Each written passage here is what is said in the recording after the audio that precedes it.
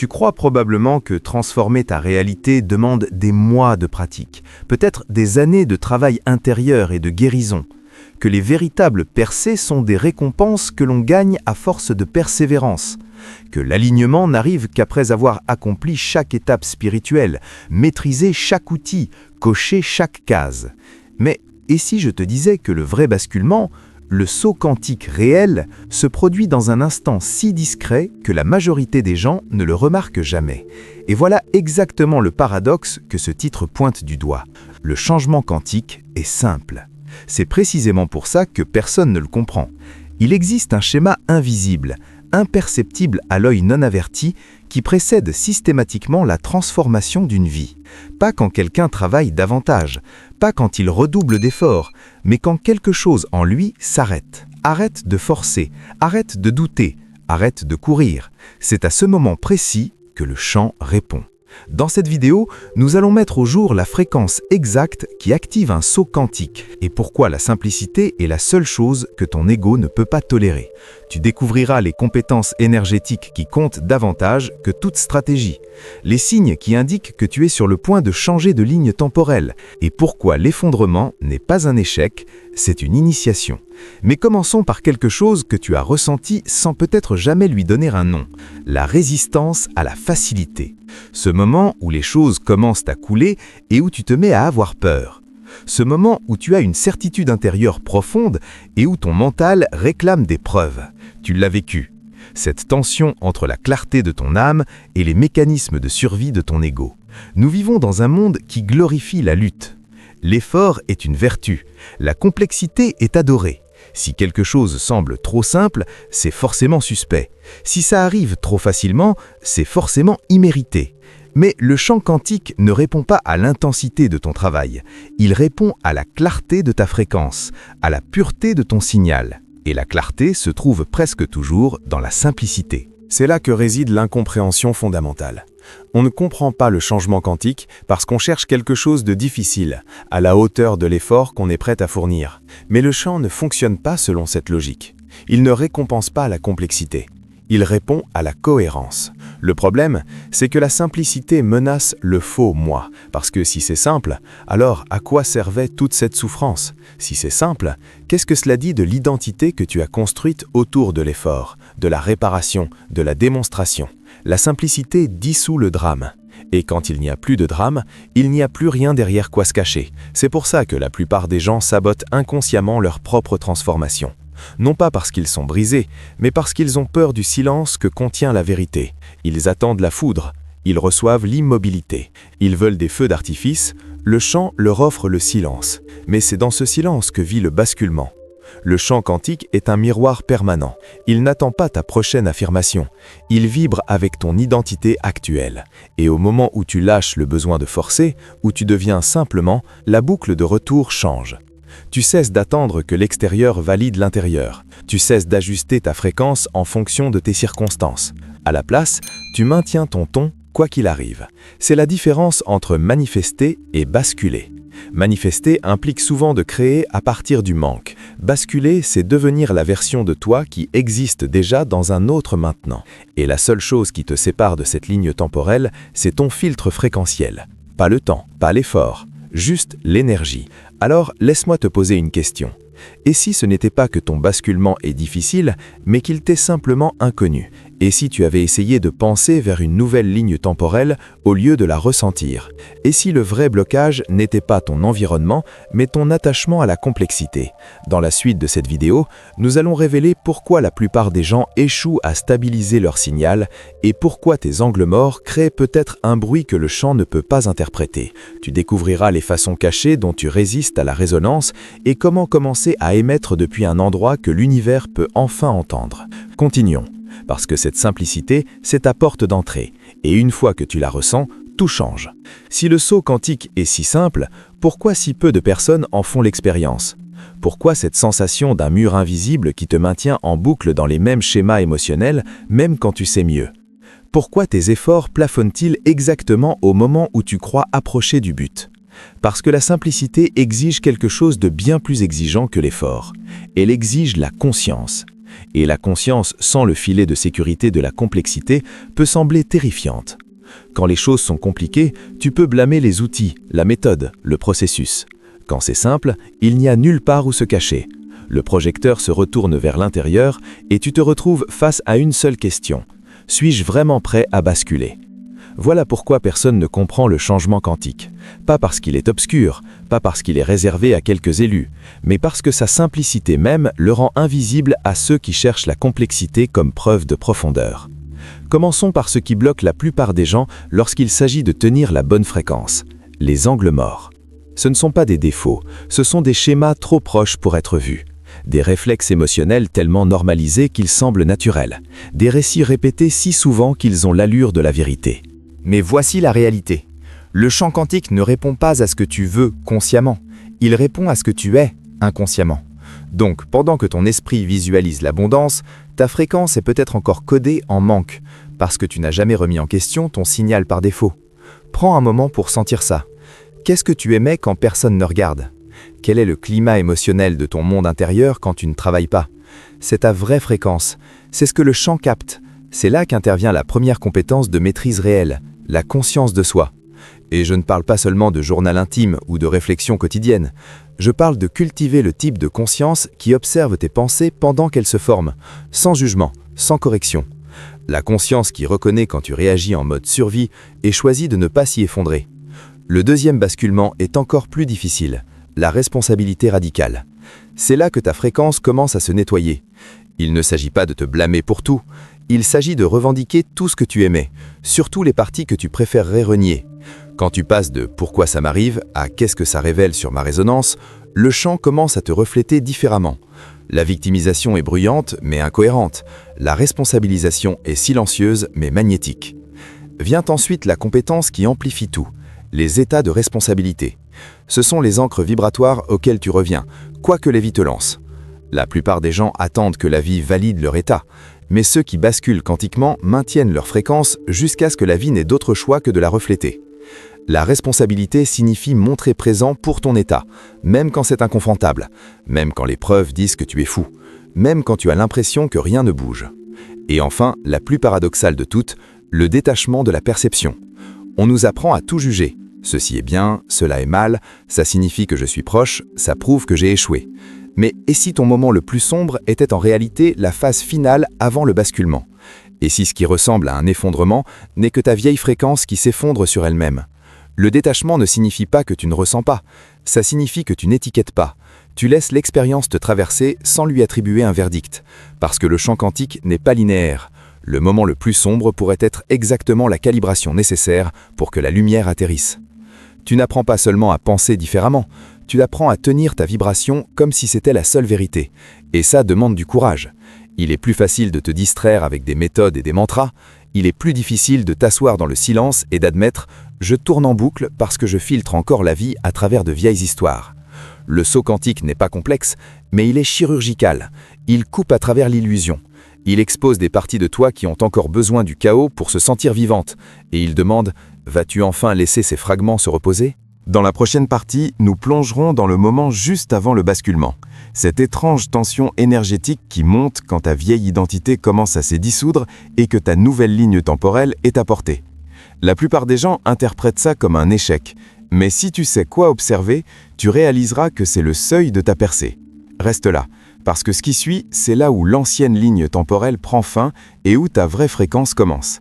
Il existe un moment, subtil, désorientant et presque toujours mal compris, qui précède presque systématiquement un véritable saut quantique. C'est le moment où l'ancienne ligne temporelle commence à se relâcher, mais où la nouvelle n'est pas encore ancrée. Tu te sens suspendu, comme debout dans un couloir entre deux réalités. Le passé ne te convient plus, l'avenir n'est pas clair, et tout en toi crie d'agir. Alors qu'en vérité, tu es exactement au bord. Cet espace est sacré, mais il ne le semble pas. Il se manifeste souvent sous forme de confusion, de fatigue, de désalignement, voire de désespoir. Tu peux avoir l'impression d'échouer, que le chemin dont tu étais si certain s'est évanoui, que ta vision se brise plutôt que de prendre vie. Et si tu ne sais pas ce qui se passe, tu interprètes ça comme un signal pour reculer, te rétrécir, forcer davantage, ou pire, douter de toi-même. Mais voici la vérité. Ce n'est pas un effondrement, c'est une calibration. Avant tout saut quantique, ton champ doit lâcher son schéma de cohérence actuel. Imagine ça comme se désaccorder d'une station de radio avant de se verrouiller sur une autre. Entre les deux, il y a de la friture. Cette friture ressemble à de la désorientation, à du bruit émotionnel, à l'impulsion de fuir. Mais ce n'est pas un avertissement, c'est un seuil. L'ancienne fréquence ne peut pas porter ton prochain chapitre. C'est pour ça que les choses semblent se défaire. Ce qui se passe vraiment, c'est ceci. L'énergie qui tenait ta vieille identité ensemble se démantèle. Les croyances, les habitudes, les boucles énergétiques qui définissaient qui tu étais perdent leur charge. Et sans cette charge, ton ego n'a rien à quoi s'accrocher. Alors il panique. Il génère de la peur, du doute, de l'agitation. Ce n'est pas une erreur, c'est l'ego qui essaye de te ramener dans la boucle. Ce moment juste avant le basculement est là où la plupart des gens abandonnent. Non pas parce que le champ dit non, mais parce qu'ils interprètent la friction comme un échec plutôt que la friction de la transformation. La vérité, c'est que si ça tremble, tu es proche. Si les choses semblent incertaines, tu y es presque. Parce que ce que tu vis, c'est ta fréquence qui se déleste de tout ce qui n'est plus aligné. C'est pourquoi la compétence du détachement est si vitale.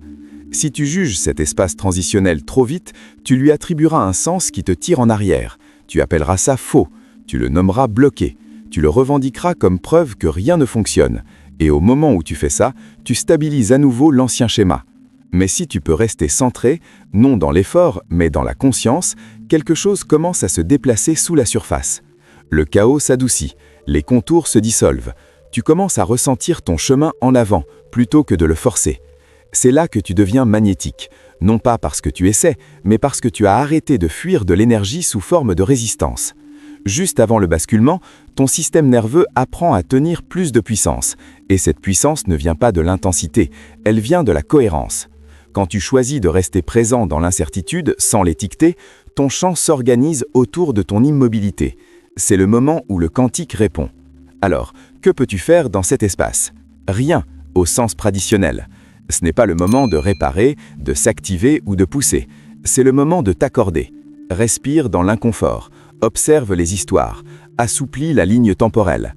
Ton travail n'est pas de forcer une nouvelle réalité. Ton travail est de devenir disponible pour elle. C'est le vrai basculement. Non pas contrôler le résultat, mais s'abandonner à la vibration qui le contient déjà.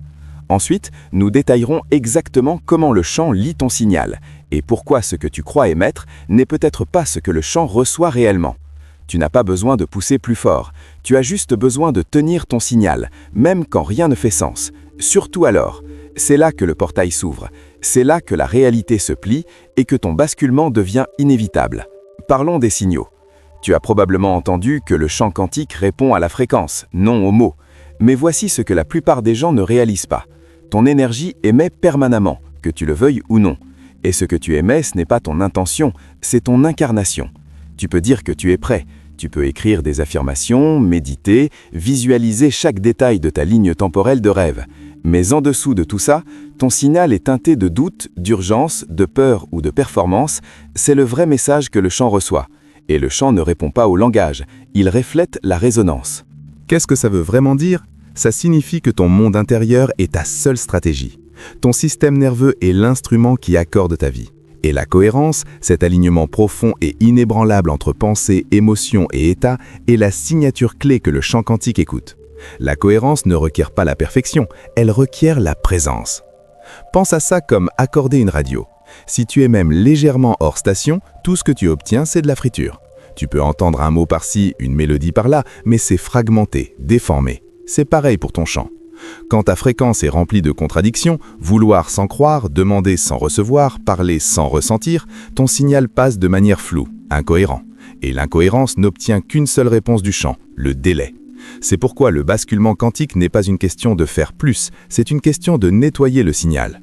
Et nettoyer ne signifie pas censurer tes sentiments, ça signifie les aligner. Ça signifie posséder ton énergie si pleinement qu'il n'y a aucune scission entre ton intention et ton incarnation.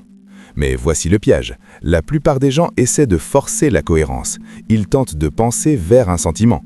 Ils analysent leurs vibrations, surtraitent leurs blocages, microgèrent leur état intérieur comme un projet. Mais la cohérence ne vient pas du contrôle, elle vient de l'abandon. Tu ne peux pas simuler la résonance, tu ne peux pas intellectualiser ton chemin vers l'alignement magnétique. Tu te ressens là-bas, en t'assouplissant dans la vérité de qui tu es déjà. Alors qu'est-ce qui crée ce niveau de résonance? La clarté, l'immobilité, l'honnêteté. Choisir d'incarner ce que tu veux avant qu'il se manifeste, non dans la performance, non dans l'illusion, mais dans la certitude calme. C'est le signal énergétique auquel le champ quantique répond. Je suis déjà, je tiens déjà, je résonne déjà. Non pas parce que c'est là, mais parce que c'est vrai. Et c'est là que ton champ commence à basculer. Non pas par l'effort, non pas par la lutte, mais par l'accordage. Quand ton système nerveux commence à confiance à ta fréquence, il se stabilise. Et quand ton signal se stabilise, ta réalité externe peut enfin s'organiser autour de lui.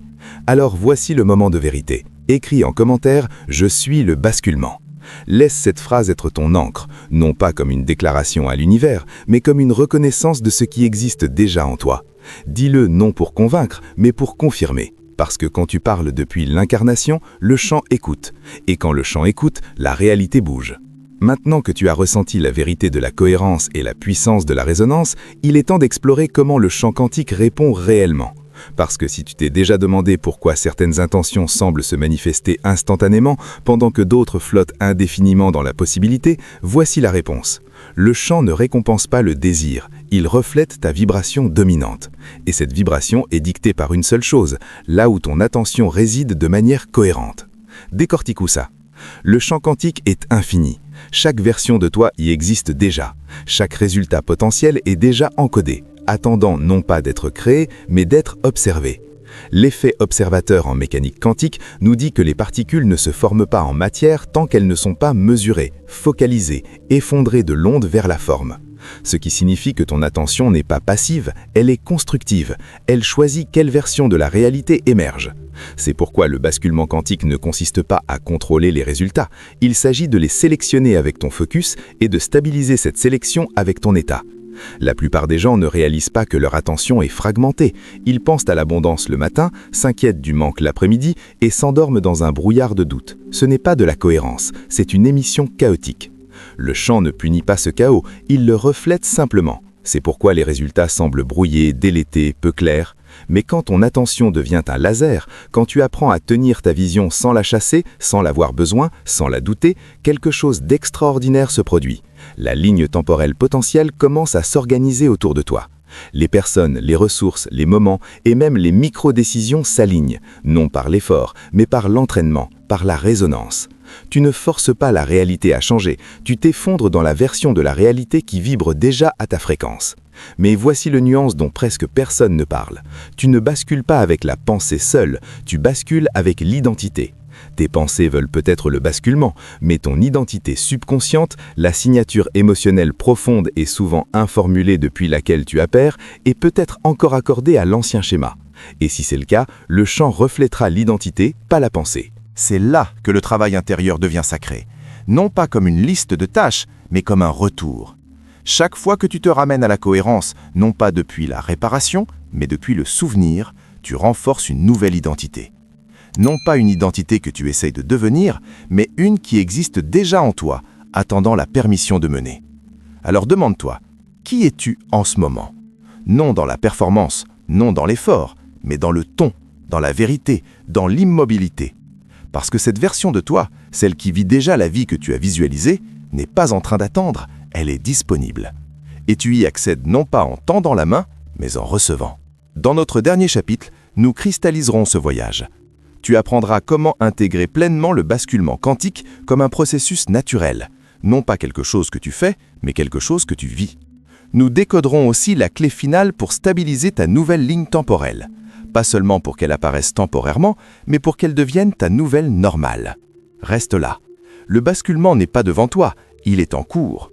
Tu comprends maintenant que le champ quantique ne répond pas à l'effort, il répond à la cohérence. Il ne se soucie pas de ce que tu dis vouloir, il reflète ce que tu es de manière cohérente. Et le basculement, il n'est pas là-bas, il est au-dedans. Plus simple que quiconque n'ose le croire. Si simple, en fait, que l'ego le dépasse souvent, le rejette ou tente de le compliquer. Mais voici ce que savent ceux qui basculent réellement, ceux qui vivent de nouvelles lignes temporelles. La simplicité n'est pas un piège, c'est la vérité. Et personne ne le comprend parce que personne ne cherche quelque chose d'aussi accessible. On cherche la formule secrète, on cherche le protocole caché. Alors qu'il n'y a rien à chercher, il y a seulement quelque chose à être. Et la raison pour laquelle si peu de personnes se stabilisent dans leur nouvelle réalité n'est pas qu'elles font mal les choses, c'est parce qu'elles ne restent pas assez longtemps dans le signal qui lui permet de devenir réelles. Alors disons-le clairement, tu ne fais pas de saut quantique en faisant plus, tu bascules en t'alignant plus proprement, plus calmement, plus honnêtement. Tu bascules quand tu cesses de courir après la version de toi qui existe déjà et que tu commences à être cette version. Maintenant, ça ne veut pas dire que tu simules, ça ne veut pas dire que tu forces la joie quand tu ressens du deuil. Ça signifie que tu tiens l'espace pour tout le spectre de l'expérience sans effondrer ton identité.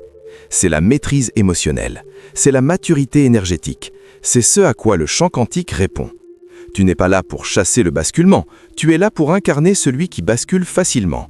Et une fois que tu réalises ça, la vie cesse d'être une poursuite et devient un miroir. C'est là que tu te déplaces différemment dans la réalité. Ton énergie entre dans la pièce avant toi. Tu parles moins, mais on t'entend davantage.